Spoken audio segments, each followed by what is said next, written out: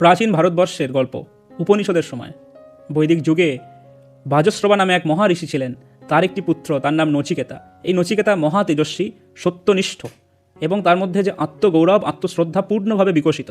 বাজশ্রবা স্থির করেছেন যে তিনি বিশ্বজিৎ যজ্ঞ করবেন।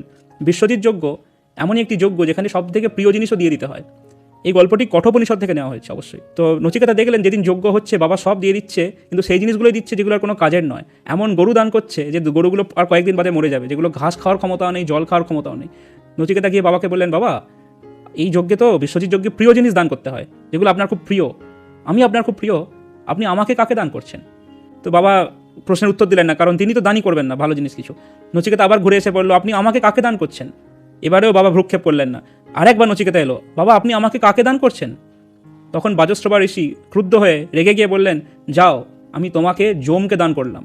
এখন যমরাজ অর্থাৎ মৃত্যু, আমি তোমাকে মৃত্যুকে দান করলাম। নচিকেতা মহা তেজস্বী, মহা তপস্বী, তপস্যার জোরে সে যমালয়ে চলে গেছে। যমালয়ে যম নেই। দক্ষিণ ভাগ যে যমালয়, সেখানে যম ঘুরতে গেছে। দ্বারে বাকিরা আটকে দিল, যমদূতেরা বললো, যমদেব না আসা অব্দি আপনি তো ঢুকতে পারবেন না। নচিকেতা বললো, ঠিক আছে, আমি অপেক্ষা করছি। 3 দিন 3 রাত না খেয়ে ধ্যান করছে শান্ত স্থির মহা তেজস্বী নচিকেতা, অপেক্ষা করছে। যমরাজ যখন এলেন, এসে বললেন, আরে ব্রাহ্মণ বালক জীবন্ত অবস্থায় চলে এসেছে, 3 দিন 3 রাত অভুক্ত অবস্থায়, আমার তো অকল্যাণ হবে। নচিকেতাকে বললেন, তুমি বর চাও, 3 দিন 3 রাত অভুক্ত আছো, তুমি 3টে বর চাও, আমি তোমাকে 3টে বর দেবো। নচিকেতা বললেন, ঠিক আছে যমরাজ।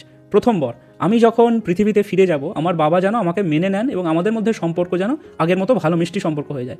দেখুন, এই বরে নচিকেতা এটাও গ্যারান্টেড করে নিলেন যে উনি ফিরছেন পৃথিবীতে, অর্থাৎ উনি মরবেন না। যমপুরীতে এসেও তিনি মরবেন না।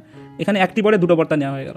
দ্বিতীয় বর চাও। দ্বিতীয় বরে বললেন, আমি শুনেছি যে ভালো যজ্ঞ করতে পারে সে স্বর্গে নিয়ে যাওয়ার ক্ষমতা রাখে, অন্য কাউকে এবং নিজেকেও। এই যজ্ঞের একটি নির্দিষ্ট সায়েন্স আছে, আপনি আমাকে যজ্ঞটা শেখাতে পারেন যে যজ্ঞে স্বর্গে যাওয়া যায়, অবশ্যই মরণের পর?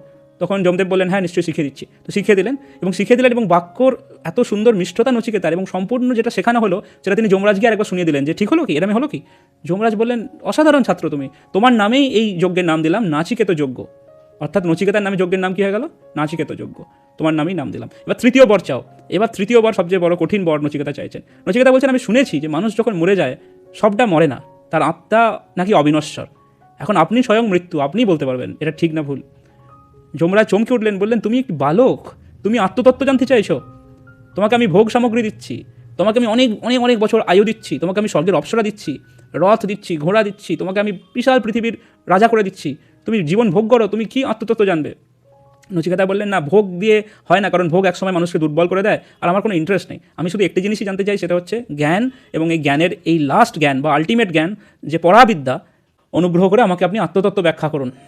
যমরাজ দেখলেন যে এই শিষ্য সাধারণ শিষ্য নয়, এত আকুলতা জ্ঞানের জন্য এরকম শিষ্য পাওয়া যাবে না। বললেন, আমি তোমায় শেখাচ্ছি।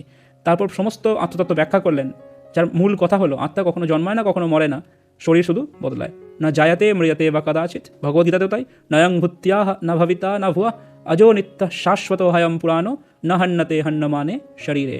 আত্মার জন্ম নেই, না জায়াতে মৃয়াতে বা কদাচিৎ, মরেনও না, আত্মা অবিনশ্বর।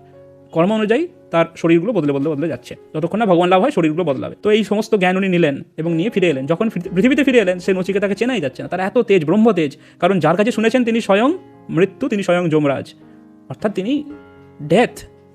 তার কাছে সেই শক্তি আছে, তিনি যখন শেখাচ্ছেন মানে তিনি সত্যি সত্যি তার মধ্যে সেই ভাব দিতে পারেন, এবং যাকে শেখাচ্ছেন তার কাছেও সে নেওয়ার ক্ষমতা আছে। সেলফ রিয়ালাইজেশন হয়ে গেছে নচিকেতার বুঝে গেছেন তিনি আত্মা, তিনি দেহ মন নন। তারপর থেকে যখন ফিরে গেলেন, বাজশ্রবা বুকে জড়িয়ে ধরলেন যে আমার ছেলে, দেখতে পাচ্ছিলাম না কোথায় ছিলি। গল্পটা এইভাবে শেষ হয়। স্বামী বিবেকানন্দের অত্যন্ত প্রিয় চরিত্র হচ্ছে নচিকেতা চরিত্র। তিনি বলতেন, শ্রদ্ধাবান হও, নচিকেতার মতো শ্রদ্ধাবান হও, তোমাদের অনেক জীবনে উন্নতি হবে।